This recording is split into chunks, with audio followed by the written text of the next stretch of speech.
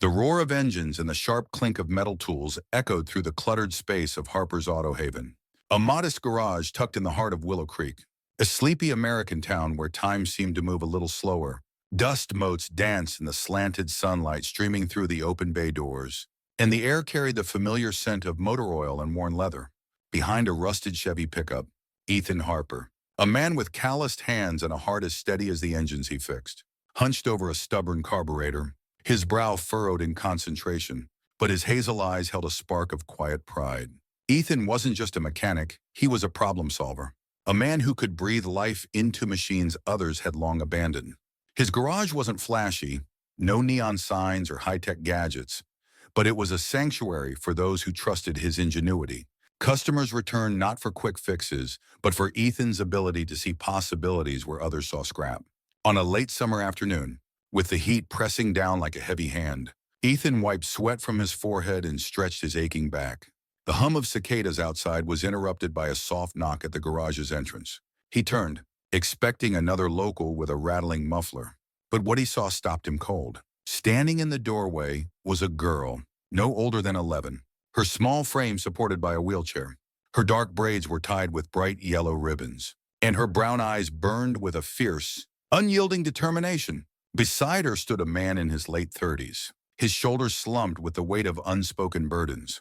He ran a hand through his thinning hair, his face etched with hesitation. Ethan set down his wrench, his curiosity piqued, and walked toward them, wiping his hands on a rag. "Afternoon," he said, his voice warm but cautious. "What can I do for you folks?" The man cleared his throat, his Adam's apple bobbing. I'm Michael Dawson, and this is my daughter, Lily Suriyuan." His voice cracked slightly as he gestured to the girl. She's been paralyzed since she was 6. Car accident. Michael's eyes darted to the floor, as if the words carried too much weight to hold Ethan's gaze. "She's got this dream, though. Always has. She wants to drive a car someday." He let out a shaky laugh, more nervous than amused. "Sounds impossible. I know." Ethan's chest tightened. He glanced at Lily, who sat straighter in her chair, her hands clasped tightly in her lap. Her expression wasn't one of defeat, but of defiance, as if she dared the world to tell her no. "Lily loves cars," Michael continued, his voice steadier now. "She watches NASCAR, sketches designs, talks about horsepower like she's been under hoods her whole life.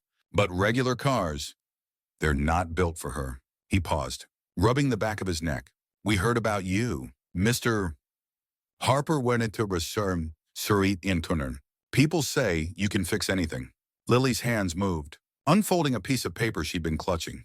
With a quiet resolve, she leaned forward and placed it on the workbench beside Ethan.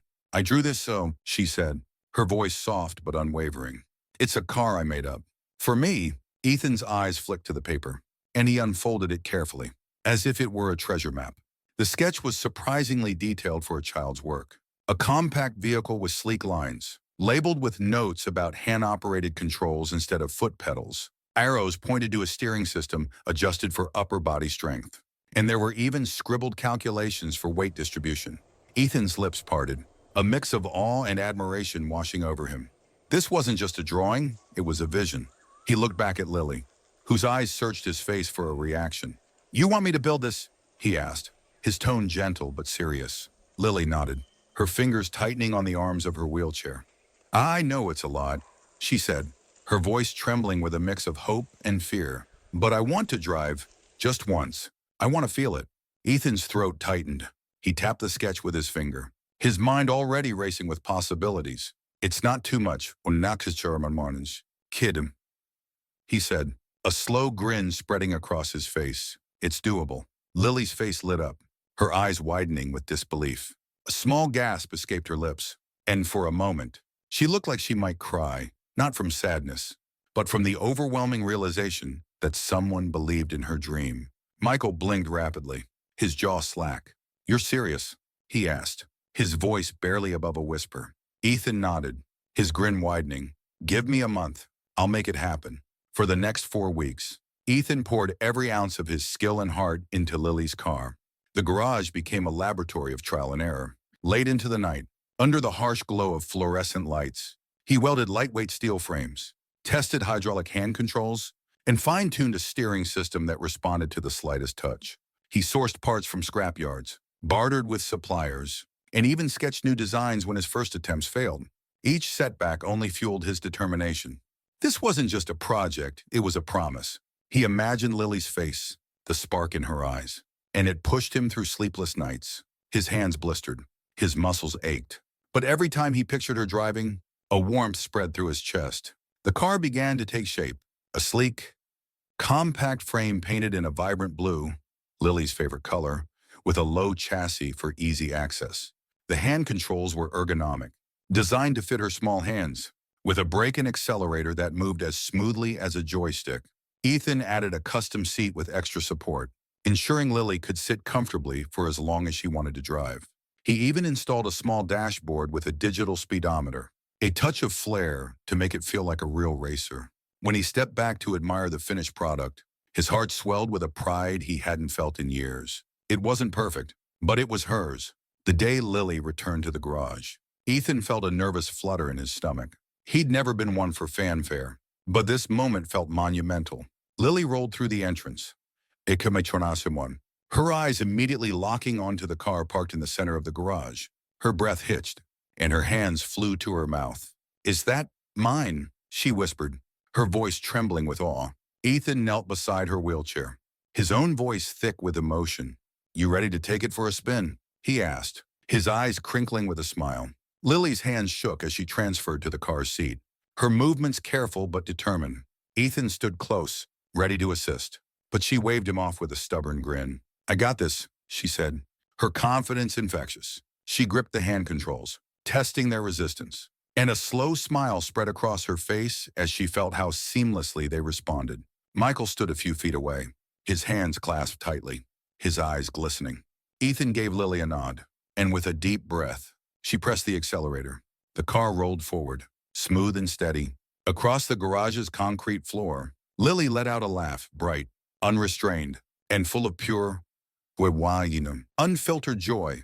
"I'm driving," she shouted, her voice echoing off the walls. She steered in a wide arc, the car responding effortlessly to her commands. Ethan's heart raced as he watched, a lump forming in his throat. Michael covered his face, tears streaming down his cheeks, but his smile was wide and unbroken. For Lily, this was more than a car. It was freedom. It was proof that her dreams weren't impossible. Ethan leaned against the workbench, his arms crossed, a quiet satisfaction settling over him. He'd taken on the challenge because he couldn't say no to that spark in Lily's eyes. But he hadn't expected it to feel like this, like he'd given her a piece of the world she'd been denied. As Lily looped around the garage, her laughter filling the air, Ethan felt a weight lift from his shoulders. This was why he did what he did, not for money or recognition, but for moments like this. Weeks later, as summer faded into the crisp days of autumn, Ethan was back to his routine, fixing alternators, patching tires, and joking with his regulars. Lily's car had become a local legend, with neighbors stopping by to hear the story of the girl who drove. Ethan didn't think much of it. He was just happy to have helped. But one morning, as he flipped the garage's open sign, a low rumble interrupted the quiet. He stepped outside, squinting against the sunlight, and froze. A gleaming black limousine, its polished surface reflecting the golden hues of the morning sky, pulled up in front of Harper's Auto Haven. Ethan's stomach twisted. This wasn't a local one. This was something else entirely. The driver's door opened, and out stepped a man in a tailored charcoal suit, his polished shoes clicking against the pavement. He was tall, with silver streaks in his dark hair and a smile that carried both confidence and calculation. Ethan crossed his arms, his guard up. "Morning," he said, his tone neutral. The man extended a hand. "Ethan Harper. I'm Victor Langston. Good riding and to me with Apex Mobility Solutions." Ethan shook his hand, his grip firm but wary. Apex Mobility was a name he'd heard before, a powerhouse in automotive innovation, known for cutting-edge designs and astronomical budgets.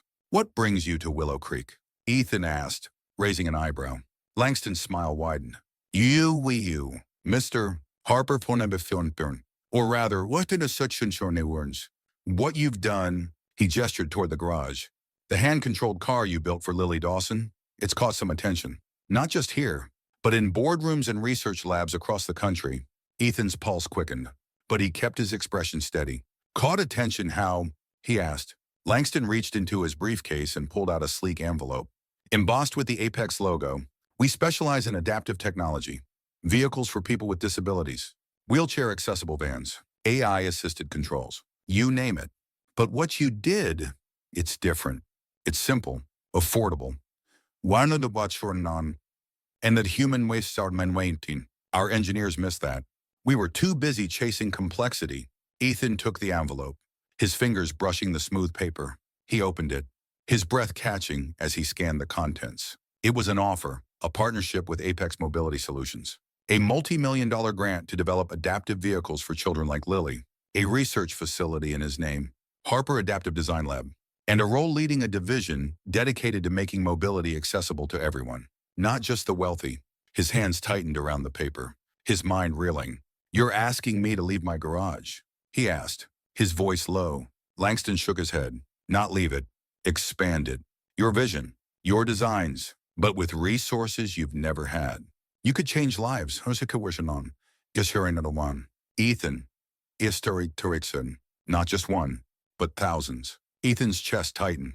He looked back at his garage, the grease-stained floor, the cluttered tool racks, the life he'd built. It was small, but it was his. And yet, the image of Lily's smile, the sound of her laughter as she drove, flickered in his mind. He swallowed hard, his throat dry. Before he could respond, a familiar voice cut through the moment. "Mr. Harper, Sir Thaturinan Connectum." Ethan turned to see Lily rolling toward him, her wheelchair glinting in the sunlight. She stopped beside her car, which she'd parked just outside. Her eyes were wide, curious. But there was that same determination he'd seen the first day. "You made my car because you believed I could drive," she said, her voice steady. "You didn't have to, but you did." She tilted her head, a small smile tugging at her lips. "If you can help me, you can help other kids like me." "Right."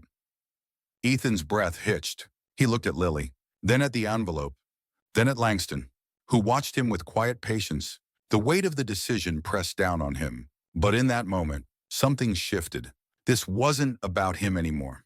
It was about Lily, and every kid like her, who deserved a chance to chase their dreams. He exhaled, a slow, resolute breath, and met Langston's gaze. "I'm in Wenis, Stibnum," he said, his voice firm. Months later, the Harper Adaptive Design Lab opened its doors in a state-of-the-art facility just outside Willow Creek.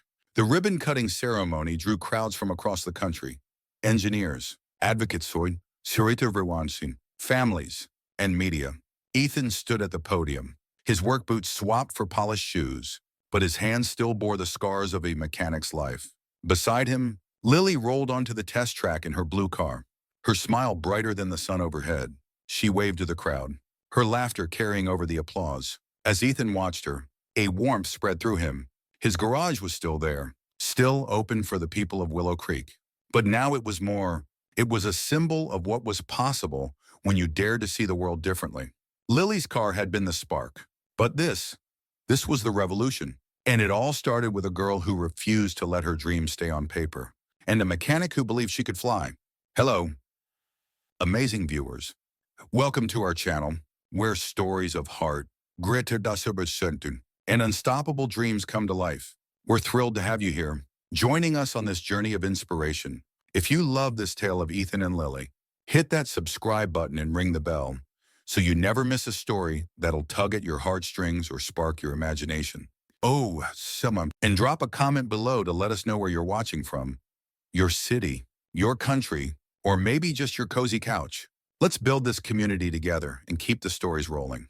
Thanks for being here, and we can't wait to share more with you.